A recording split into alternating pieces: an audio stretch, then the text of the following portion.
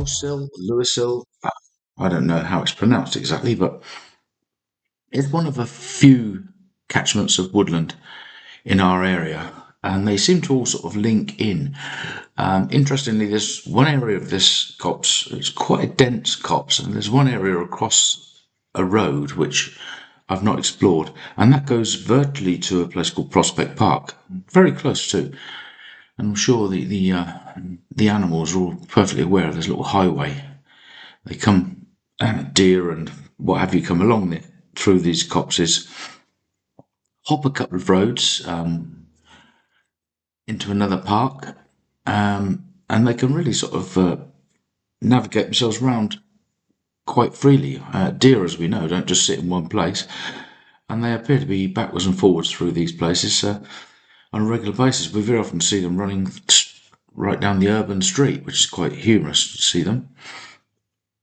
And of course, there are foxes, badgers, all the usual suspects. Unfortunately, a lack of songbirds, but such as there's some about, I guess. So Lousehill Copse is, I believe it's a 32 hectares. That would obviously include the bit on the other side. This little sign here sort of signifies just this area. Used in the Second World War by the army. There was a camp here called the Rennicott camp, and there is still a school just across there in front of us as we look out now. Behind those red trees, there's a line of houses, but there is a school called Rennicott School. It's recently all rebuilt, and a lot of houses have been rebuilt. It was quite a down and out place 10, 15, 20 years ago, and the local council have done a lot of work rebuilding there. They've just demolished the fire station, which is a D road fire station for anybody that hasn't been in Reading for some time. That is no longer there. It's now flattened, and there will be houses and flats. And one assumes that's privately. I don't think council builds houses anymore. They sell council houses, but they don't build them. I believe they have built some that's slightly unfair, but anyway. So this green patch of land sort of skirts the very edge of it, down to what would then have been the army camp.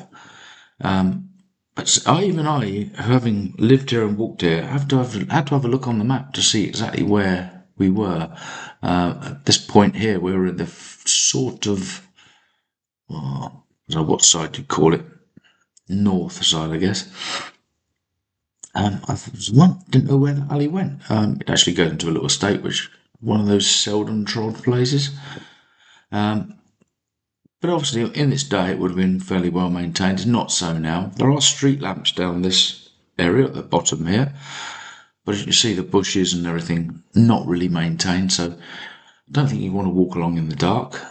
But then I don't see any reason to walk along there in the dark. They have put these head banging things in, which are actually very good because keeps the motorcycles out. We're in an urban area, so the joys of the world are upon us. So if they could get a motorcycle in there, they would.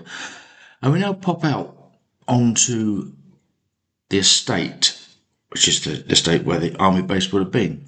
This road is called, I believe, Tay Road, and they would consider, I think the Lousehill Park people would consider this the main entrance.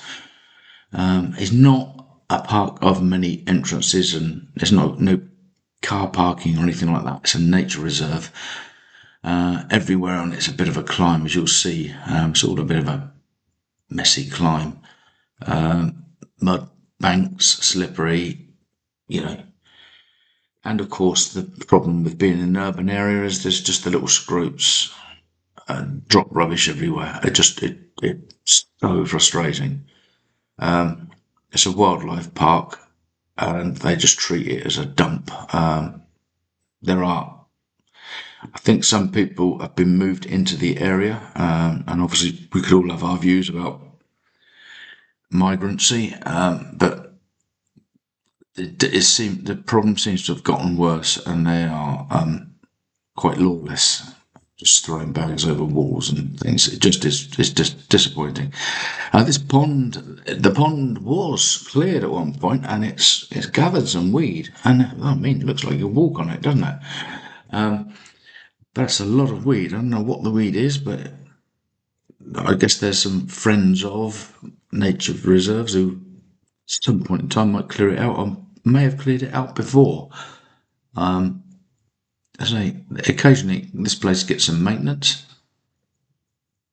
and but in the main, it's left to run a bit wild. And although there are marked paths, I tend not to follow them simply because it's hard work. So you just follow, where you think. Dog has got herself a bit of a anxious bit on because obviously there's just so many foxes, whatever, smell. So anyway, come year, of course, it's just full of leaves. But even in the midst of summer, it's quite a canopy, so it's quite a sort of dark area. And a few open patches sort of pop up, but it is, as you can see, mostly a plethora of nettles, brambles. What's it called? That? It's bracken, is it? Bracken? It's all fairly thick stuff, you don't get any respite from it, and there's no flat grounds. You couldn't, for instance, even contemplate something like a wheelchair. So it's one of those nature walks that's a bit of a scramble. Often there are trees down, as you'll see actually in a moment. Trees are very often down. Whenever we have a big storm, they're coming down. This woodland forms really the back of my house. Although I've got a very small garden, I've got this, which really is, lots of land to wander around in. And obviously we tend to use it a bit on and off. It's such a scramble to get around it. That's the problem. Let's say, the lowlifes will tend to leave their rubbish wherever they feel. I just don't understand it. They could just drop it on a street corner, for God's sake. At least somebody could pick it up there, throw it in the middle of the woods. It's a pain in the arse. But there you are. It's a good piece of land. I will be exploring the second part of Lousehill Copse, Lousehill, just to see where it goes. I know it goes towards Prospect Park, and there are pathways through it, but I've never been there. So it's, as we got the hill, it's hard to our left. There's some trees down, as I say. Occasionally I'll come along and chop them down. But these paths need, I would imagine, a lot of work just to keep them clear. But at the end of the day, path is a path. It's if nobody's walking it, what's the point of clearing it? And the more you clear it, the more it's going to encourage people to come through. Here you'll see that a big tree's gone down straight across the path. That's one of the main exits, and they foolishly decided to duck underneath it. So we'll leave that there, and I'll spare you my embarrassment. This is an overview of the park, just something off, I think, Google Maps. As you see at the bottom right corner, there's the second part of the park, which we haven't as yet explored. The green area, the top where there's a spur, that's the park, the grassy area. And very much at the top left-hand side is the location where I live. And at the very, very top, there's the main road. So it's all very... Yes, it's a good piece of wasteland, and there are a few wasteland, good little area, so there's a few more, so we'll try to piece them all together at some point in time.